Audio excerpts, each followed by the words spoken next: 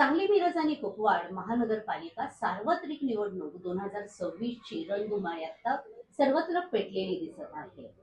प्रत्येक प्रभागातील उमेदवार हा मतदारांपर्यंत जाऊन मलाच मतदान करा या संदर्भात आपली मतं पटवून देताना दिसत आहे. आपण आता आहे प्रभाग क्रमांक 15 मधील सौ नीता बिरेंद्र थोरात यांच्याबरोबर. आपण यांच्यावर थोडीशी चर्चा करू की त्यांनी आजपर्यंत केलेल्या कामाचा आढावा आणि त्यांचे व्हिजन काय असणार आहे. नमस्कार ताई. नमस्ते, मी नीता बिरेंद्र थोरात. माझी उमेदवारी प्रभाग 15 मधून आहे आणि मी राष्ट्रवादी काँग्रेसची अधिकृत उमेदवार आहे. आपल्या प्रभागामध्ये आजपर्यंत अनेक विकास कामं झालेली आहेत. अजित पवार यांच्या माध्यमातून काही निधी हा सांगलीमध्ये आलेला होता.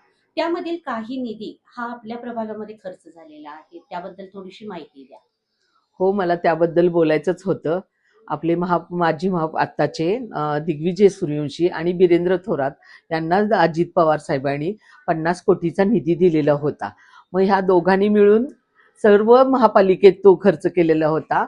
मग बिरेंद्र यांनी त्यातला निधीतला काहीसा भाग म्हणजे एक 4-5-6 कोटी गणेशनगरमध्ये खर्च केलेला आहे. गणेशनगरचे 5 गल्लीचे रस्ते, स्विमिंग टँक रोड, स्विमिंग टँकचा ट्रॅक, आतून ट्रॅक, शिवाय हे ड्रेनेजचे काहीतरी सगळे, म्हणजे आता ऍक्च्युली मला एक्झॅक्ट म्हणता येणार नाही, सगळे बाकीच्या मंदिरच्या पाठीमागच्या 2-3 गटारी, हा बाजार रोड, हे असे सगळे म्हणजे भारतरत्न बाबासाहेब आंबेडकरांच्या पुतळ्याचे सुशोभीकरण असो, ते सर्वच विकास कामे हे अजितदादांच्या फंडातूनच झालेली आहेत प्रभाग 15 मध्ये.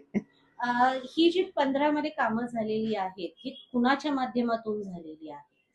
ही बिरेंद्र थोरात म्हणजे माझे पती बिरेंद्र थोरात यांच्या माध्यमातून झालेली आहे. आता आपण महिलांसाठी काही विशेष करण्याची इच्छा करता? हा, मग महिलांचाच मला घ्यायचा होता मुद्दा, तुम्हीच विचारलं झालं.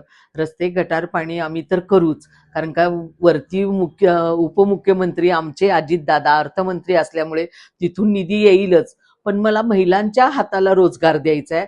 खूप अशा महिला आहेत की ज्यांना फक्त कामाची गरज आहे. आता एकट्यावर गरिबाच्या ह्याच्यात भागलं जात नाही. त्या स्त्रिया धुणं भांडी करा किंवा काय कुठं काय काम मिळेल, मग त्यांना स्वतःचा एक लघु उद्योग सुरू करण्यासाठी शासकीय योजना आणतच होतो, पण आचारसंहिता असल्यामुळे ते घेता आलेलं नाहीये. पण तो मेळावा आम्ही नक्की 16 तारखेनंतर कंटिन्यू करणार आहोत.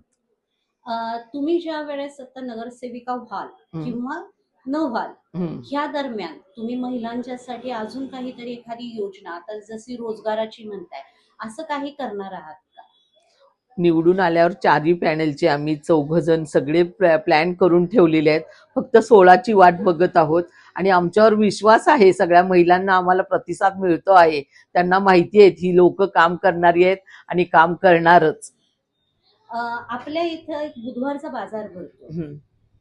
त्या संदर्भात आपण मध्यंतरी बोललेला होता की मी त्याबद्दल काहीतरी विचार केलेला आहे.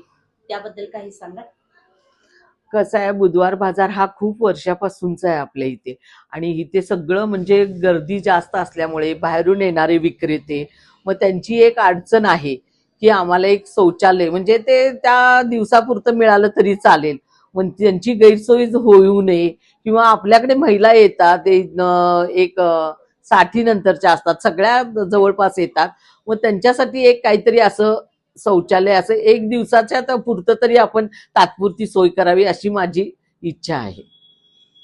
आपण ज्या वेळेस प्रभागामध्ये प्रचारासाठी फिरला तेव्हा आपल्याला नागरिकांनी त्यांच्या काही समस्या सांगितल्या का? ऍक्च्युली हा प्रभाग खूप मोठा आहे, पण इथे मी ज्या वेळेला पहिल्यापासून होते तो आंबेडकर नगर, गणेश नगर इकडे सगळा विकसित झालेला आहे. पण मी ज्या वेळेला पाकीच्या मंदिरच्या पाठीमागं गेले प्रचारासाठी, भेटीगाठीसाठी, अक्षरशः गटारी इतक्या तुंबलेल्या आहेत, त्याच्यातून आळ्या वगैरे सगळं पाणी लोकांच्या घरात चाललेलं आहे, तरी सुद्धा त्याच्याकडे दुर्लक्ष आहे. मुलं साधं किंवा वयस्कर लोक साधं रोडवरून सरळ चालता येत नाहीये त्यांना. त्यामुळे तो भाग मला पहिला विकसित करणं गरजेचं आहे आणि मी झाल्या तो भाग विकसित करणार हे मी सगळ्या तिथल्या लेडीजना प्रॉमिस करूनच इथे आलेले आहे. ज्या वेळेस आपण प्रभागामध्ये सर्वत्र फिरला त्यावेळेस असं काही वाटलं की हे काम मी नगरसेविका झाल्यावर मला पहिल्यांदा करणं गरजेचं आहे? ते म्हटलं तर अगदी आता रस्ता पाणी तर आपण करूच, त्यात 100% काही कुठे कमी पडणार नाही. पण रमामाता नगर येथे गुंठेवारी भाग असल्यामुळे त्या लोकांची नावावर घरं नसल्यामुळे त्यांना कुठल्याच ह्याची सुविधा घेता येत नाही. त्यामुळं त्यांच्या महापालिकेचं जे प्रमाणपत्र मिळतं त्यासाठी मी तिथे महापालिकेत गेल्यानंतर तो ट्राय माझा पहिला असेल. आपण नीताताईंच्याबरोबर चर्चा केल्यानंतर एक गोष्ट लक्षात आली की नीताताईंना ज्या तळागाळातील समस्या आहेत त्याची त्यांनी प्रभागात फेरी करताना त्या पूर्ण त्यांनी जाणून घेतलेल्या आहेत. ज्या वेळेस त्या नगरसेविका होतील त्यावेळेस या सर्व समस्या पहिल्यांदा त्या जाणीवपूर्वक नगरपालिकेत मांडतील आणि त्या समस्या सोडवतील याची आपल्याला ही खात्री आहे.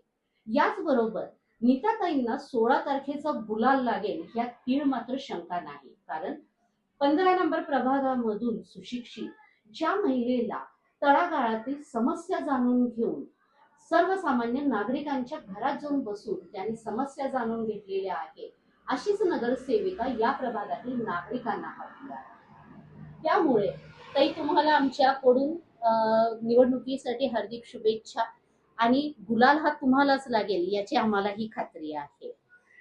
मी पहिल्यांदाच सांगितलेले आहे, फक्त एक घोषवाक्य करते, माझी उमेदवारी आहे ही राजकारणासाठी नाही तर विकासासाठीच आहे. आता आपण नीताताईंशी चर्चा केली. नीताताई ह्या पतीबरोबर सदैव राहणाऱ्या, नगरपालिकेमध्ये जे काही कामकाज चालतं ह्याचा त्यांना अनुभव असणाऱ्या आहे.